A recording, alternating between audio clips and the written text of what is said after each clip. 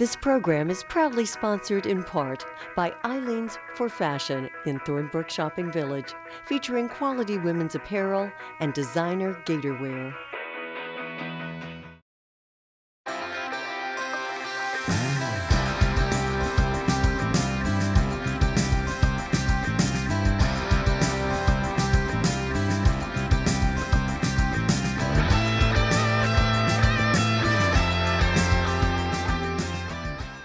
Hello and welcome to the Ilene Silverman Show. I'm your host, Ilene, and on this week's program, guest Annie Pace discusses the first annual Primavera 2012 and how merging art, culture, and nature can have a positive economic impact on our Alachua County community. Stay with us. We'll be right back.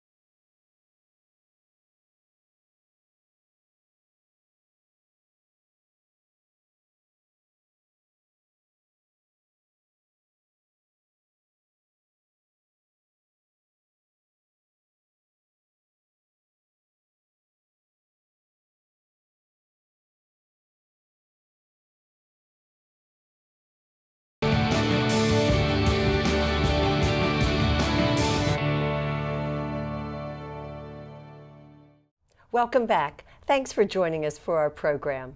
Primavera 2012 is a month-long celebration featuring performances, art exhibits, cultural events, festivals, all centered in our Alachua County community. To tell us more, I'm pleased to introduce my guest, Annie Pace, Executive Director, Florida's Eden. And Annie, it's wonderful to have you here. It's always great pleasure to be here with you. Well, thank you. This is so exciting, yes. Primavera, so much going on. And first, I want to congratulate you on your Lifetime Achievement Award from Gainesville, Alachua County Cultural Board. You shared it with Margaret Talbert, yes. I know, but you're both well-recognized artists, and it's so well-deserved. Thank you, and it was my pleasure to share it with her. She's been my hero, gosh, for as long as I can remember. Well, you both and many others are doing fine things for this community. And going back to the beginning of this idea, Primavera, there's so much we want to cover. So let's just explain, what is Primavera? What is all this happening, and when does it start? And well, Primavera is, just as you said, a month-long celebration of the peak of our spring season here in Alachua County. And at last count, I think we have about 200 events happening in more than 60 venues, very eclectic venues too, across just about every neighborhood in Gainesville and out into our small towns in Alachua County. So a month just chock full. Okay, and when did it get started? Well, we've been talking about it for a long time. And I think a lot of us in the cultural community, you know, we know that we have a very culturally rich place. And so we all have been talking about, how do we put Gainesville on the map as a cultural destination? All right. And so I've been talking to a lot of the directors for about the past year, and especially Michael Blatchley and Rebecca Nagy. They helped me a great deal. And we realized that we really didn't need to create anything new to put Gainesville on the map, that we really had it already in existence.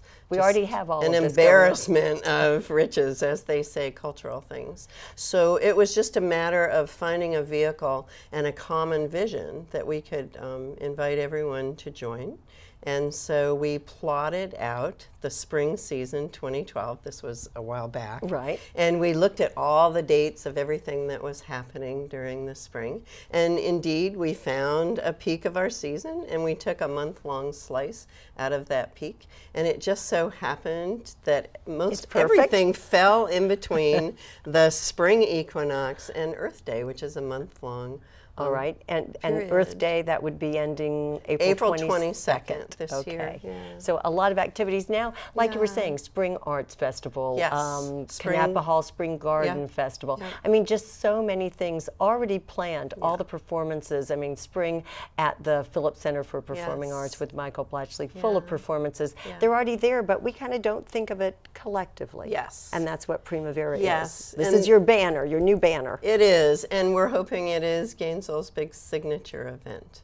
So I think so. People are very excited. They are. It's all the buzz. And tell me, again, you mentioned the cultural directors, some of the patrons.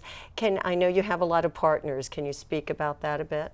Well, we have 11 premier partners. Excellent. We have the Florida Museum of Natural History and the Performing Arts Center, of course, and the Harn Museum. And then we have Santa Fe in two roles. We have the Santa Fe Spring Arts Festival, and we also have the new beautiful Fine Arts Hall. Right. With all the performances happening there. And that's where you had your kickoff event. It was a great celebration. Nell Page as MC. Yes. I was glad to be a part of it. Yeah. And the first time really that we brought the entire cultural community together under one roof. Yes. Okay, and speaking under one roof, what about your headquarters? That's quite special too. Yes. Another element. Yes, so we are partnering with, and I'm so happy about this, the Doris Barden Community Cultural Center.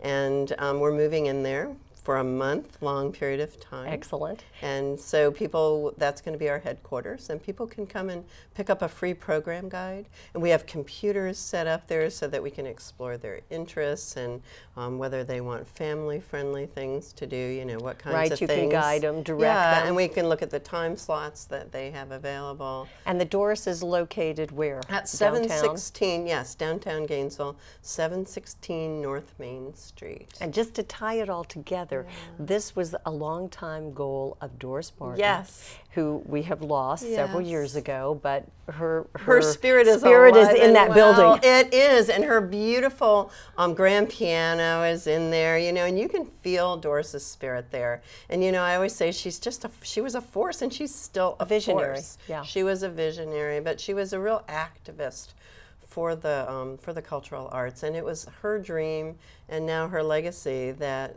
that there be a place, a community cultural center, where artists could come together and not only hang their work and have musical programs, but you know, just a whole center of activity where there would be classes and workshops, and everyone could benefit. Yeah, and that's another part of Primavera that we want to touch on. It will benefit everybody. There's the larger venues, the small venues, and people not in competition, but it's all about an awakening for Gainesville. Yes, it's a beautiful shared vision, this idea of putting Gainesville on the map as a cultural destination. And I always say, you know, they say culture builds Florida. Well, culture builds Gainesville, and culture builds Alachua County. And, you know, this is part of the portrayal of who we are. Yes, and there's so much more to say. We're going to take a quick break. Stay with us. We'll be right back.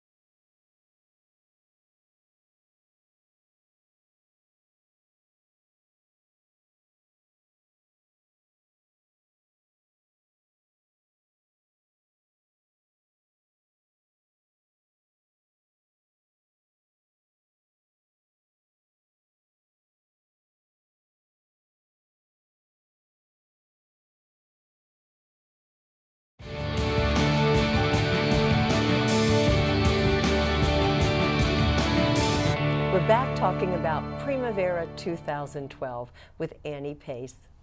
And Annie, as an artist, paint for us with words a perfect Primavera day.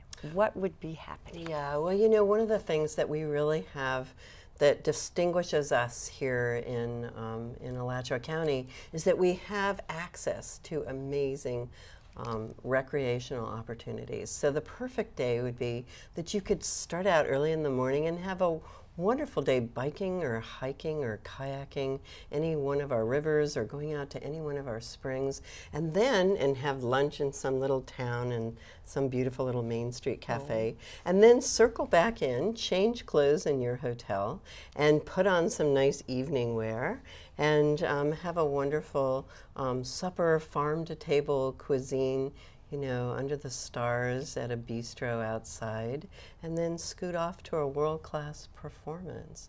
And where can you do that?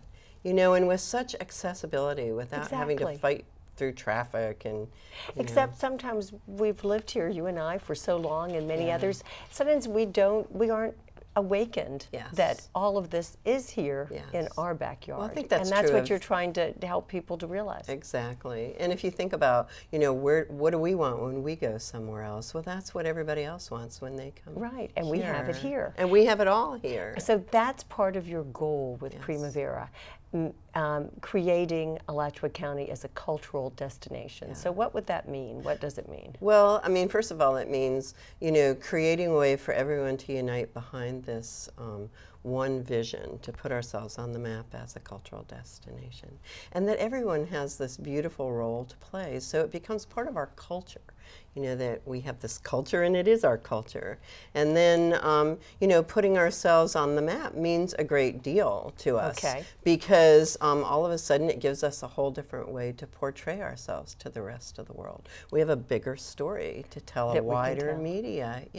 And we actually got our feet wet. We have ads out in German magazines because we know that a lot of German people come here. To Florida. They love nature-based tourism, you know, and they love North Florida. They love the springs, they love the birding and the hiking and all that kind of stuff. So if we, as we establish ourselves as a tourist destination, then that has a huge economic impact, a plus for all of us. It does. And now we know that a lot of people, when they're researching vacations, you know, they really want to go where there are where they can hang out with the locals. They want to eat our local food, and we have all this wonderful stuff coming out of our farmers markets, our perennial gardens. And those are more partners that are part of Primavera. Sure, the chefs and the organic farmers, and actually a lot of the restaurants are participating, and they are creating Primavera recipes from the local farm spring, you know, ingredients. And so that's just another step. Yes. Now, I'm getting so excited listening to you. Well, there's a lot. But there's in the other aspect of the economic, you know, impact. What about our technical side of our, you know, community? How does that fit into the cultural side? Well, you know, I serve on IG Innovation Gainesville as a partner, and I've been helping to do networking. I was one of the networking chairs last year. And what we were trying to do is break down the walls, the sectors, or they call them the silos. Because I think that, you know, we have this incredible technology community, lots of tech sectors, and these beautiful incubators that are pumping out all these incredible startup companies. Oh my God, those are the best stories ever. And so those technology sectors, you know, those people see themselves as creatives, and the culturalists see themselves as creatives. So we realized, or I realized when I was going around meeting with the technology directors and the cultural directors, that everybody really had a lot more in common than they once, you know, might have thought. And so the idea is that, you know, through Primavera, we can bring the cultural sectors to partner with the technology sectors and create a creative economy, you know, a whole creative economy. Would benefit everyone. It would, and I think you know, there's plenty of resources to share. We'll see new arts, tech, science, art events starts to and as people start commingling. And if people are looking at a place to relocate, bring their business, this is all an advantage, very desirable. And then where do we fit in? We who are the audience, we who enjoy the exhibits, who are out there, we're a part of this Primavera too. Absolutely, we really are. And you know, the more that we can tell that story, then it becomes our community's story. So this is a very, it's a very inclusive event. It couldn't be more inclusive. That's the definition of it. And that everyone has a role to play, and everybody in this community, I think, really wants the same common things. You know, we really agree. We want the community to grow. We want it to grow in a way that you know, keeps benefits everyone. Yeah, and also keeps what distinguishes us here. Exactly. You know, like our natural and keeps cultural our Florida's stuff. Eden intact. That's exactly right. And we're going to talk more. But stay with us. We'll be right back.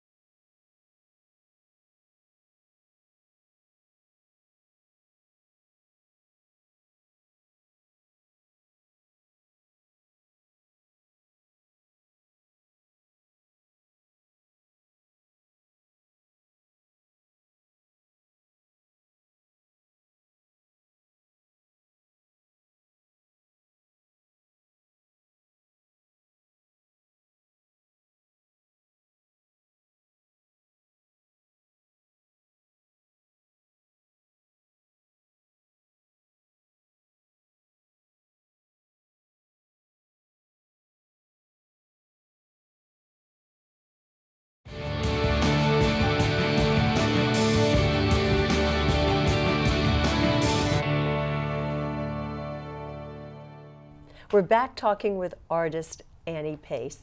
And Annie, as Executive Director of Florida's Eden, first, congratulations on 10 years. I know, do you believe that? No. I'm thinking it was just a few years ago. You were talking to me about it. It was a few years ago. But 10 years have passed. And it's a great nonprofit. But explain a little more about it for all of our viewers. Well, you know, in 2002, we formed Florida's Eden, and 25 artists and business owners sat in my living room. It's like that seems like a long time ago. Right. And you know, we knew that the growth was coming to North Florida. We knew that things were going to change, and we thought, wow, if we could jump out and at least be proactive to try and influence how that growth came and how it changed, because we all want to grow, we all want prosperity, right. But we all wanted to make sure that we grew in a way that preserved the very things that define and distinguish us right. here. We don't want to just be a big, sprawling, large city. We want to stand out and keep our identity. Yes. Exactly. And so we formed Florida's Eden. We're a nonprofit, and we have grown to 650 members. Wow. I'm trying to get over 1,000. That's kind of my new campaign. And who are your members? Well, you know, our members are incredible people. They are the creative economy here, especially in Alachua County.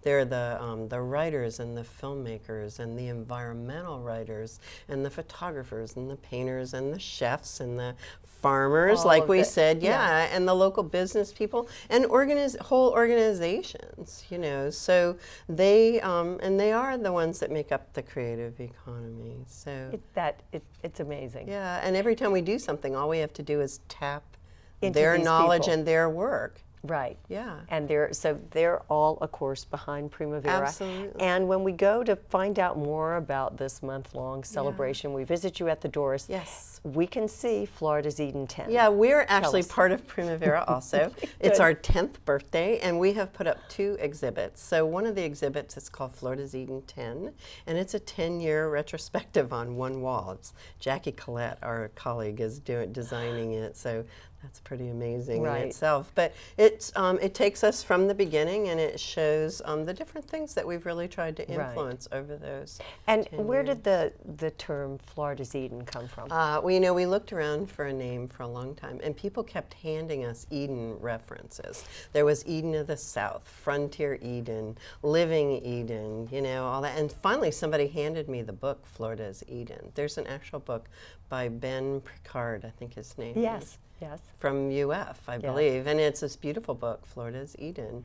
And so it just made sense to me that this was the Eden part of Florida. This is, and sometimes we have to rethink about it, relook at ourselves, look at the springs, and you know, the attention that you have brought with many others to our springs. And you've told me how many springs are in this There area? are now 900 known springs. See, I had we're the Grand Canyon of springs. I have a daughter who's a park ranger at the Grand Canyon. She says, "Tell them you're the Grand Canyon of freshwater springs." I love it. Yeah. It's just so much here. It is all a part of Florida's Eden, and we're going to take another quick break, but we'll be back with more. Stay with us. We'll be right back.